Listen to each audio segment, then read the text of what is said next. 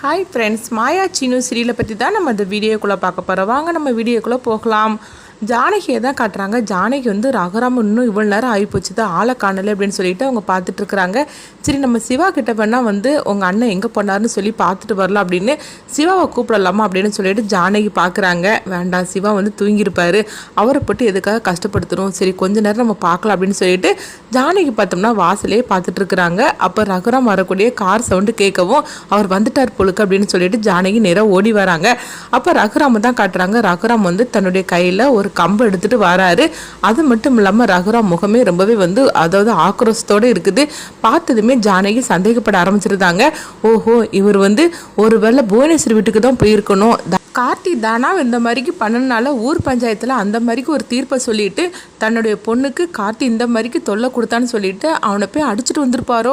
ஐயோ, அங்கே என்ன நடந்துச்சுன்னு தெரியலையே.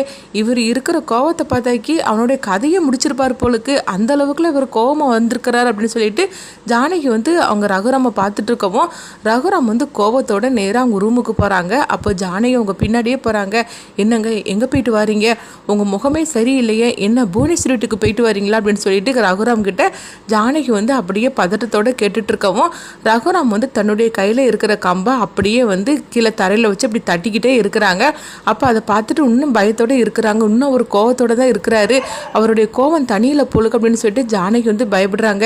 என்னங்க, அங்கே ஏதாவது விபரீதம் ஆகி போச்சுதா, அந்த கார்த்திக் என்னங்க ஆச்சுது அப்படின்னு சொல்லி கேட்டுட்டு இருக்கவும் உடனே ரகுராம் வந்து எதுவுமே பேசாமல் அமைதியாக இருந்துட்டு இருக்கிறாங்க. என்னங்க, நீங்கள் ஏதாவது பேசுங்க, நீங்கள் அமைதியாக இருக்கிறத பார்த்தாக்கி எனக்கு ரொம்ப பயமாக இருக்குதுங்க, அங்கே ஏதாவது நடந்துருச்சுதா, உண்மையை சொல்லுங்கள், அங்கே என்னங்க நடந்துச்சுது அப்படின்னு சொல்லி கேட்டுட்டு இருக்கவும் அப்போ உடனே ரகுராம் சொல்கிறாங்க, அங்கே என்ன நடக்கணுமோ அதை நடந்துச்சு அப்படிங்கிறாங்க. நீங்கள் என்ன நடந்துச்சுன்னு சொல்லவே இல்லையே, எனக்கு என்னமோ நீங்கள் சொல்லாமல் இருக்கிறத பார்த்தா ரொம்ப பயமாக இருக்குது, நான் இப்போமே போய் சிவாவை போய் நான் கூப்பிட போகிறேன் அப்படின்னு சொல்லவும் இங்கே பாரு, நீ யாரையும் கூப்பிட வேண்டாம், அங்கே வந்து கார்த்திக்கு கொடுக்க வேண்டியதை கொடுத்துட்டு வந்திருக்கிறேன், இதுக்கு பிறகு தனா பக்கம் அவன் தலை வச்சு அவன் படுக்க மாட்டான் அப்படின்னு சொல்லவும் நான் நினச்சேன் நீங்கள் அங்கே தான் போயிருக்கணும், இவ்வளோ நேரம் நீங்கள் வந்து காணாமல் இருக்கும்போதே நினச்சிட்டேன் நீங்கள் அங்கே தான் போயிருக்கணும்னு சொல்லிட்டு நான் வந்து தெரிஞ்சுக்கிட்டேன். ஆனால் எதுக்குங்க இந்த மாதிரி பண்ணினீங்க, பேசாமல் அவன் மேலே போலீஸ் கம்ப்ளைண்ட் கொடுத்துருக்க வேண்டியதுதானே அப்படிங்கும்போது கம்ப்ளைண்ட் கொடுத்தா அவன் 2 நாளில் ஜாமீனில் வந்துட போகிறான், ஆனால் பெத்த தகப்பனா நான் அவனுக்கு கொடுக்க வேண்டியது இருக்குதுல்ல, அதுதான் நான் கொடுத்துட்டு வந்தேன் அப்படின்னு சொல்லவும் என்னங்க, அவன் உயிரோட தானே இருக்கிறான், அவனுக்கு எதுவும் ஆகலைல அப்படின்னு சொல்லும் போது உடனே வந்து அவங்க ரகுராம் சொல்கிறாங்க, அவனுடைய கதையை முடிக்கிறதுக்காக தான் போனேன், ஆனால் அவன் பாதிலேயே வந்து முடிச்சிட்டான் அப்படின்னு சொல்லவும் என்னங்க சொல்கிறீங்கன்னு கேட்கும்போது அந்த புவனேஸ்வரி அவனை காப்பாற்றிட்டா அப்படின்னு சொல்லிட்டு இருக்கிறாங்க. இதை கிட்டதுமே வந்து அப்போ தான் ஜானகிக்கு கொஞ்சம் நிம்மதியே கிடச்சிது. நல்ல வேலை அவனுடைய கதையை அவர் முடிக்காமல் வந்தார் அப்படின்னு சொல்லிட்டு சரிங்க உங்கள் கையை காட்டுங்க அப்படின்னு சொல்லவும் என்ன ஆச்சு அப்படின்னு சொல்லி கேட்டுட்டு இருக்கிறாங்க. கொஞ்சம் இருங்க அப்படின்னு சொல்லிட்டு கோயிலில் வந்து அவங்க வாங்கிட்டு வந்துருக்குறாங்களா அந்த கயிறு பிரசாதம் எல்லாமே, அது எல்லாத்தையும் ஜானகி வந்து எடுத்துகிட்டு வராங்க. எடுத்துகிட்டு வந்துட்டு ரகுராம் கையில் வந்து அந்த கயிறை கட்டுறாங்க. கட்டிட்டு அவங்களுக்கு விபூதியெல்லாம் பூசி விட்றாங்க.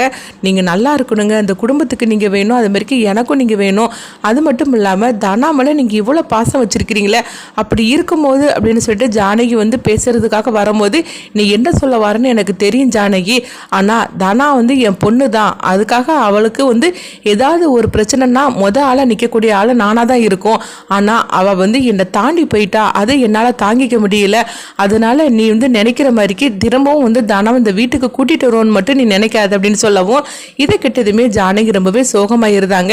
நம்மளுக்கு இருக்கிறதே ஒரு பொண்ணு, அந்த பொண்ணோட நிலைமை கூட இந்த மாதிரி நடந்து போச்சுது, அவர் ஏன் இவ்வளோ பாசம் வச்சிருக்கிறாரு தனா மேலே, ஆனால் தன்னுடைய வீட்டுக்கு அழைச்சிட்டு வர மாட்டது மட்டும் அவர் பிடிவாதமாக இருந்துட்டு இருக்காரு அப்படின்னு சொல்லிட்டு ஜானகி வந்து ரொம்பவே வருத்தப்பட்டு இருக்கிறாங்க. தனாவையும் கதிரையும் புரிஞ்சுக்கிட்டு இவர் எப்போ தான் வீட்டுக்கு அழைச்சிட்டு வருவாரோ தெரியல அப்படின்னு சொல்லிட்டு ஜானகி சோகத்தோடு இருக்கவும் உடனே ரகுராம் கேட்குறாங்க, சரி நீ எப்போ கோயிலிருந்து வந்தேன்னு சொல்லி கேட்கும்போது நான் கொஞ்ச நேரம் முன்னாடி தாங்க வந்தேன், வந்ததுக்கு அப்புறமா தான் எனக்கு எல்லா விஷயமும் எனக்கு தெரிஞ்சிச்சு, மாயா மட்டும் தனாவை போய் காப்பாற்றலைன்னா நம்ம பொண்ணோட நிலைமை என்ன நடந்திருக்கும்னு நினைக்கும் போது எனக்கு ரொம்பவே வந்து கவலையாக இருக்குங்க அப்படிங்கிறாங்க. அந்த கார்த்தி லேஸ்பட்டவன் கிடையாது, அவன் எதுக்காக தான் தனாவை இந்த மாதிரிக்கு கஷ்டப்படுத்துறானே தெரியல, அவள் இப்போ தான் கதிரோட பேசி சந்தோஷமாக வாழ்ந்துக்கிட்டு இருக்கிறா, அவளை சந்தோஷமாகவே இருக்க விட மாட்டான் போலுக்கு அப்படின்னு சொல்லவும் உடனே ரகுராம் வந்து அவங்க பார்க்குறாங்க, இங்கே பாரு அந்த கதிரோட பேச்சை மட்டும் எடுக்காது அப்படின்னு சொல்லும்போது என்னங்க, கதிரை பற்றி நீங்கள் ஒரு நாள் புரிஞ்சுப்பீங்க, அவன் ரொம்ப நல்லவங்க அப்படிங்கும்போது இங்கே பாரு ஜானகி, தேவையில்லாமல் நீ அவனை பற்றி மட்டும் பேசிகிட்டு இருக்காத, அவன் வேணும்னு சொல்லி தானே அவன் பின்னாடியே வந்து இவ போயிருக்கிறா அப்படின்னு சொல்லவும் உடனே வந்து ஜானகி சொல்கிறாங்க, நீங்கள் உண்மை என்னன்னு சொல்லி தெரிஞ்சுக்கிட்டீங்கன்னா கண்டிப்பாக நீங்கள் இந்த மாதிரிக்கெலாம் பேச மாட்டீங்க. நீங்கள் வந்து என்னைக்கு உங்களுக்கு அந்த உண்மை தெரிய போதோ தெரியல, அதுக்குள்ள சூழ்நிலை இப்போதைக்கு இல்லை. என்னை தயவு செய்து மன்னிச்சிருங்க. உங்ககிட்ட நான் எதையுமே இது வரைக்கும் மறைச்சது கிடையாது. ஆனால் அந்த ஒரு விஷயத்த மறைக்க வேண்டியதாக போயிடுச்சுது. எப்போ வந்து விஷயம்லாம் உங்களுக்கு தெரிய வருதோ கண்டிப்பாக வந்து நீங்கள் கதிரை பற்றின உண்மையும் தெரிஞ்சுக்கிட்டு கதிரை வந்து தன்னுடைய மாப்பிள்ளையை நீங்கள் ஏற்றுப்பீங்க. அந்த நாள் கூடிய சீக்கிரத்தில் வரதான் போகுது அப்படின்னு சொல்லிட்டு ஜானகி வந்து நினைக்கிறாங்க. அடுத்த நாள் ஆனதுன்னு பார்த்தோம்னா பத்மா வந்து சாருவோட கல்யாண வேலையில் ரொம்பவே பிஸியாக இருக்கிறாங்க. அப்போ ஜானகி வந்து கேட்குறாங்க, நான் ஊரில் இல்லாத நேரத்தில் என்னெல்லாம் நடந்துருச்சுது, சாருவுக்கு கல்யாண ஏற்பாடெல்லாம் நடந்திருக்கு போலுக்கு அப்படின்னு சொல்லும் போது உடனே பத்மா சொல்கிறாங்க, ஆமாம் அண்ணி, நான் தான் ஏற்பாடு பண்ணேன். அப்படிங்கும் போது இதை கெட்டதுமே ஜானகிக்கு சந்தேகம் வர ஆரம்பிச்சிருது. பத்மா அந்த மாதிரிக்கெல்லாம் செய்யக்கூடிய ஆளே கிடையாது, ஏதோ திட்டம் வச்சிருக்கும் போலோ அப்படின்னு சொல்லிக்கிட்டு ஜானகிக்கு பத்மா மேலே சந்தேகம் வரவும் அப்போ வந்து பத்மாட்ட கேட்குறாங்க, ஆமா திடீர்னு எதுக்காக நீ சாருக்கு மாப்பிள்ளலாம் பார்த்து வச்சிருக்கிற, அதுவும் வந்து அவங்க அப்பா அம்மா பார்த்தா கூட பரவாயில்ல, நீ எதுக்காக வந்து சாருக்கு கல்யாணத்துக்காக வந்து மாப்பிள்ளைலாம் பார்த்துருக்குற, என்ன இது அப்படின்னு சொல்லி கேட்கும்போது உடனே பத்மா சொல்கிறாங்க, என்ன நீங்கள் பேசுகிறத பார்த்தாக்கி ஏமலையே சந்தேகப்படுற மாதிரிக்கு பேசிகிட்டு இருக்கிறீங்க. என்ன இருந்தாலும் சரி தான், சாரு வந்து எனக்கு தான் மருமகளாக வரணும், ஆனால் அதுதான் வராமல் போச்சுது. அவள் வாழ்க்கை இந்த மாதிரிக்கு நம்ம விட்டுறலாமா, நம்மளால தானே அவள் வாழ்க்கையே பாதிக்கப்பட்டுருச்சுது.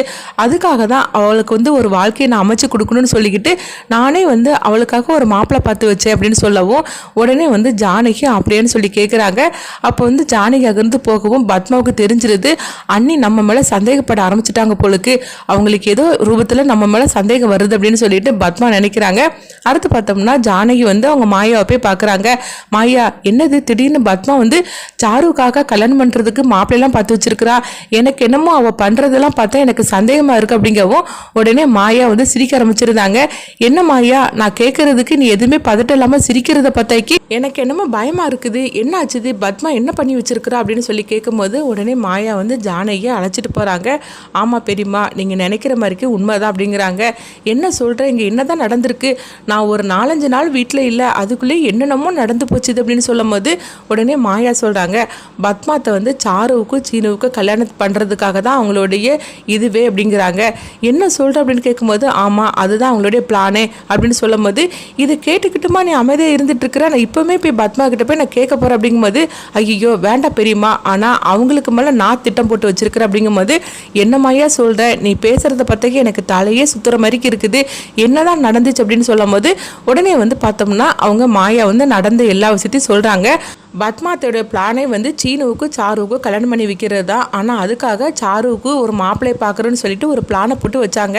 அந்த பிளானை நான் தெரிஞ்சுக்கிட்டேன். இப்போ சாருவுக்காக ஒரு மாப்பிள்ளை பார்த்து வச்சுருக்குறாங்களா, அது நான் செட்டப் பண்ண மாப்பிள்ளை தான் அப்படின்னு சொல்லவும் இதெல்லாம் கேட்டதுமே ஜானகி சொல்கிறாங்க, இந்த பத்மா திருந்தவே மாட்டாளா, அவள் எப்போ தான் திருந்த போகிறாலும் தெரியல, எதுக்காக இந்த மாதிரிக்கெலாம் பண்ணிகிட்டு இருக்கிறா, சீனு இப்போ தான் உன்னை புரிஞ்சுக்கிட்டு உன் கூட சந்தோஷமாக அவன் வாழ்க்கையை தொடங்கியிருக்கிறான், ஆனால் இவன் எதுக்காக இந்த மாதிரிக்கெலாம் இருக்காலே தெரியல, நான் இப்போவுமே போய் எல்லாத்தையும் கேட்டு நான் வந்து அவளை என்ன பண்ணுறேன் பாரு அப்படிங்கும்போது மாயா வந்து ஜானகியை தடுக்கிறாங்க. பெரியம்மா அவங்க போக்கிலே போகட்டும், அவங்களுக்கு சரியான பாடத்தை கற்பித்து கொடுக்கணும், நீங்கள் அதனால் அமைதியாக இருங்க அப்படின்னு சொல்கிறாங்க.